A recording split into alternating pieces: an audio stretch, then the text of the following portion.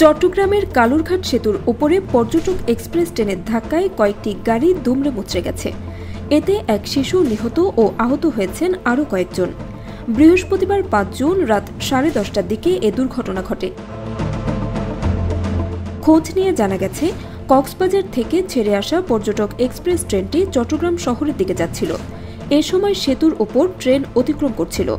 Signal চালু থাকার পরও কয়েকটি গাড়ি সিগন্যাল অমান্য করে সেতুর উপর উঠে পড়ে। তখন ট্রেনটি গাড়িগুলোকে ধাক্কা দিলে একটি অটোরিকশা সহ আরও কয়েকটি গাড়ি চাপা পড়ে দুমড়ে মুচড়ে যায়। কালুরঘাট ফায়ার স্টেশনের ফায়ার ফাইটার আমিনুল ইসলাম বলেন, রাত 11:15টার দিকে তারা দুর্ঘটনার সংবাদ পেয়েছেন। তাদের স্টেশন থেকে অ্যাম্বুলেন্স সহ 2টি ইউনিট ঘটনাস্থলে পৌঁছেছে। হতাহতদের উদ্ধার কাজ চলমান রয়েছে। তাৎক্ষণিকভাবে সংখ্যা জানা নেই।